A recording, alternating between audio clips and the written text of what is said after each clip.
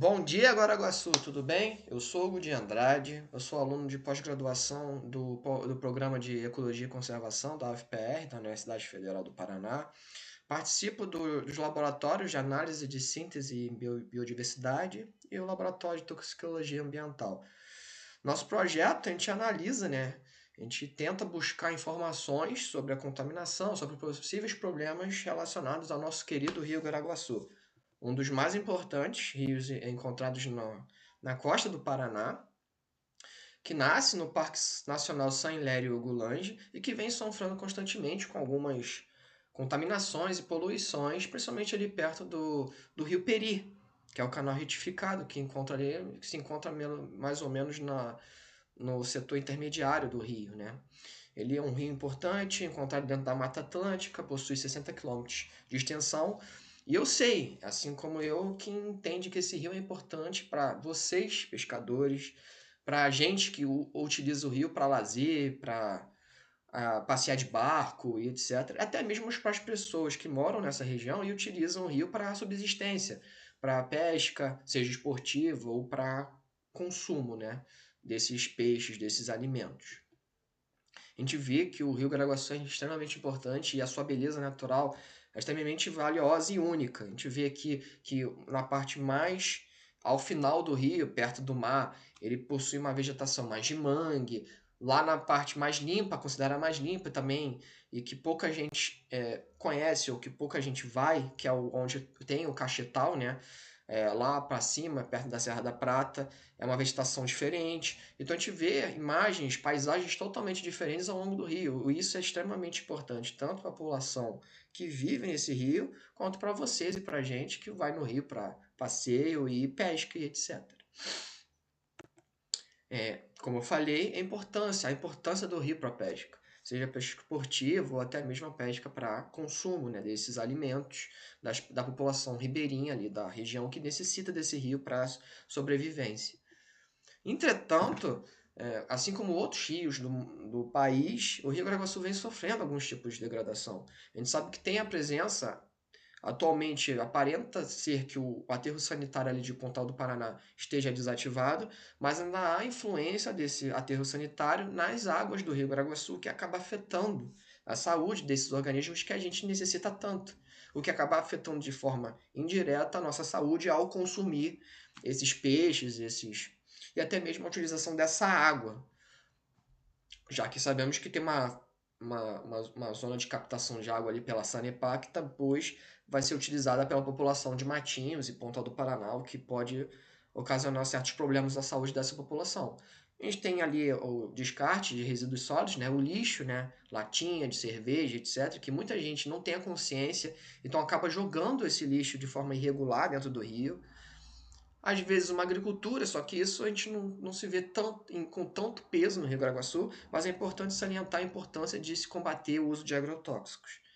Além de efluentes domésticos industriais, o famoso esgoto, e contaminantes que vêm desse esgoto, que são os medicamentos que a partir da nossa urina, do nosso esgoto, esses fármacos, esses remédios, eles acabam indo parar dentro do corpo hídrico, dentro do nosso rio Guaraguaçu, além de matéria orgânica e metais pesados que são extremamente tóxicos para esses organismos, para esses peixes, esses camarões, esses animais que vivem e plantas que vivem dentro do Rio Guaraguaçu. Aqui a gente vê alguns tipos de descasos, como por exemplo, muitas vezes acontece de pessoas que passam com carros nessa ponte que liga Matinhos, jogarem lixo no rio e assim poluir o nosso querido rio. Outra coisa é o caso dessas moradias irregulares. Muitas vezes elas não são feitas com saneamento básico, não tem um meio de captação de esgoto, então o esgoto acaba indo diretamente para o rio. Essa parte do rio é principalmente ali dentro do canal retificado do Rio Peri, o que mesmo sendo um rio é, um afluente do rio principal, do Rio Guaraguaçu, essa água acaba chegando ao Rio Guaraguaçu. A gente pode ver aqui na imagem da esquerda, no canto inferior esquerdo, a diferença da coloração do rio normal, que é um azul mais escuro, para uma coloração de água mais barrenta, mais marrom, que vem do rio Peri. Então, essa contaminação acaba afetando a saúde dos peixes e de todos os animais que vivem nessa região. E aqui a gente pode ver, por exemplo, que a gente encontrou dentro do nosso projeto, né, que a gente faz coleta de peixes e de organismos para análise da saúde desses organismos, a gente encontrou em uma coleta nossa uma latinha de Smirnoff no meio do rio. Imagina o que pode ter debaixo da água, presa no sedimento, no solo, e que a gente não vê. E que isso acaba afetando a saúde dos peixes que a gente consome, que a gente coleta, que a gente pesca. E acaba afetando também a saúde da população que vive nessa região. Então a gente tem que ter um pouco mais de consciência. E é por isso que o projeto do nosso trabalho, né, do Laboratório de Análise e Síntese de Biodiversidade, faz. A gente conseguiu separar o Rio Graguaçu em 3 setores. O setor 1, que é esse número 1 primeiro, é considerado mais limpo, quase intocado, a gente não tem muita presença humana. O setor 2 é onde tem a presença do aterro sanitário, onde tem o rio Peri, onde tem essas moradias irregulares, onde tem a maior presença de embarcações, e é considerada, pelo nosso estudo, o setor mais contaminado, mais poluído do rio. O que isso mostra é que animais dessa região são muito mais afetados por essa poluição do que animais do setor 1 e o 3, que o setor 3 é aquele setor que é menos impactado. É aquele encontrado já na estação ecológica do Rio Guaraguaçu, mais à frente, quase perto da saída da Foz do Rio, lá perto do canal da Cotinga. Então, tipo assim, esse setor 2, comparado aos outros dois setores, é onde demonstrou maior resultado de alterações na saúde dos peixes, principalmente.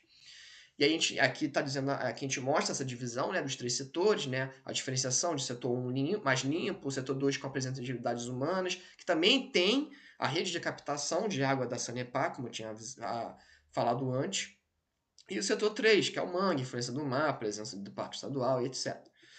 Então, esse nosso trabalho, a gente faz uma coleta de campo, seja de plantas ou até mesmo de peixes e outros organismos, para analisar a qualidade da água do rio.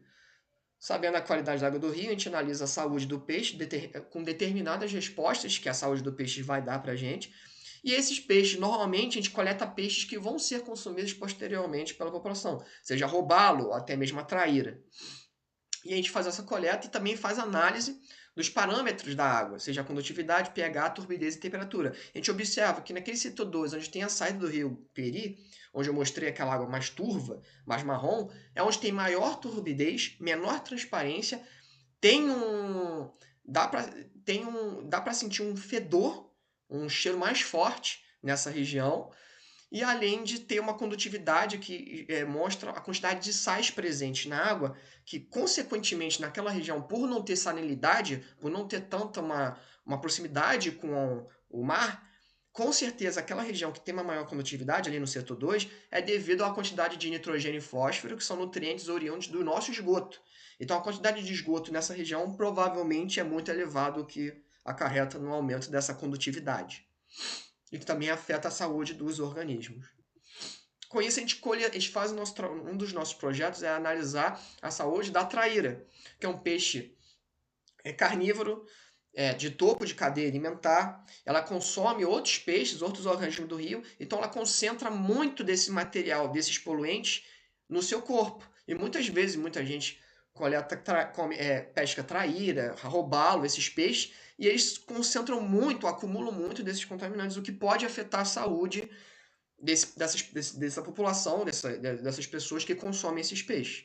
É uma espécie extremamente importante no rio, principalmente para o nosso projeto, porque ela é encontrada praticamente em toda a região do rio.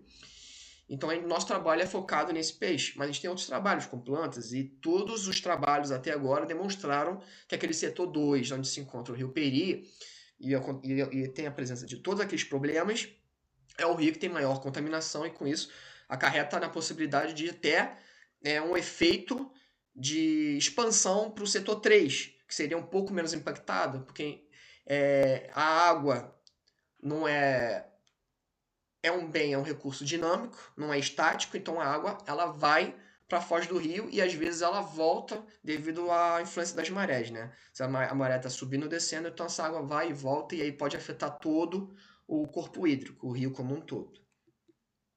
Com isso, a gente quer só trazer uma mensagem para todos nós que gostamos muito que aproveitamos e gostamos muito do Rio Graguaçu, de conservar, de ter consciência, de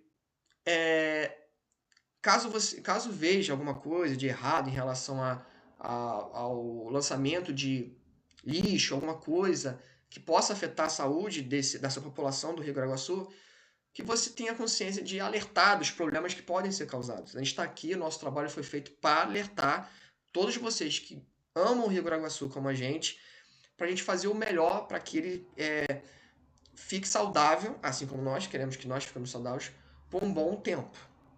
Aqui temos algumas fotos para mostrar a importância do nosso trabalho, da rica biodiversidade, da riqueza vegetal e animal que esse rio possui, e que a gente não quer perder isso.